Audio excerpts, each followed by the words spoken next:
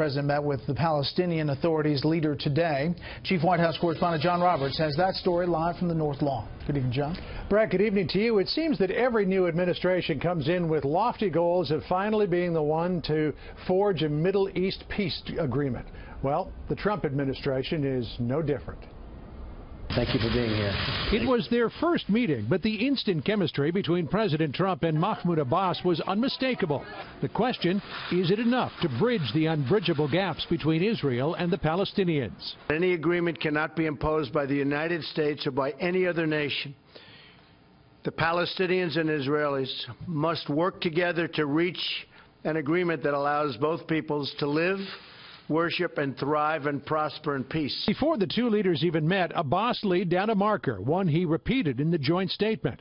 Israel must withdraw to borders in place before the 1967 Six-Day War and accept East Jerusalem as the capital of a Palestinian state if it wants peace. Mr. President, it's about time for Israel to end its occupation of our people and of our land. But President Trump had some markers of his own, demanding that the Palestinian Authority stop payments to Palestinians held in Israeli prisons and their families, and to rein in anti-Israel incitement by Palestinian media.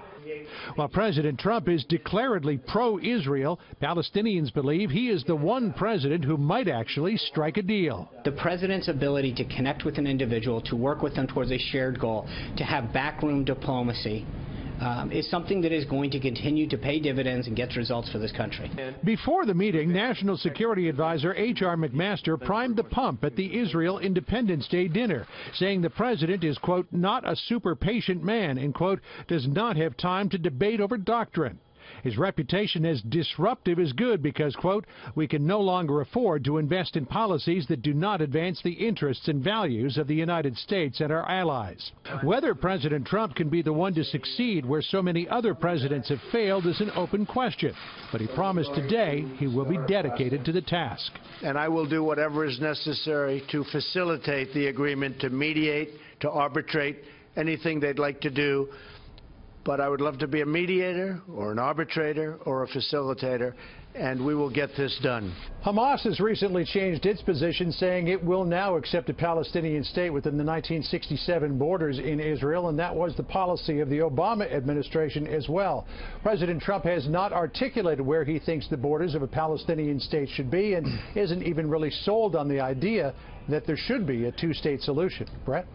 John, on another issue, we've seen a lot of executive orders out of this president. What's the status on the president's executive order on religious liberty? A very controversial one coming tomorrow. Fox News has learned that the president will sign an executive order which will instruct the Treasury Department and the IRS to not enforce the provisions of the so-called Johnson Amendment, which prohibits churches and other tax-exempt organizations from engaging in religious activity, and at the same time will also allow certain nonprofit organizations, businesses, hospitals, and educational institutions to exclude certain medical benefits for religious reasons.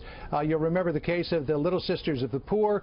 Abortion services and contraception was the issue there, as well as a recent case on Hobby Lobby. So a very controversial executive order coming tomorrow, Brett, but one that has been much sought after by religious organizations. That will be a big deal for those organizations. John, thank you.